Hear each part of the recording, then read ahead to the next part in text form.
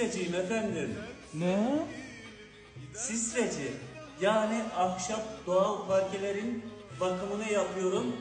Ayrıyeten sigortası da var yani. İçim yanar yanar yanar yanar yanar ya.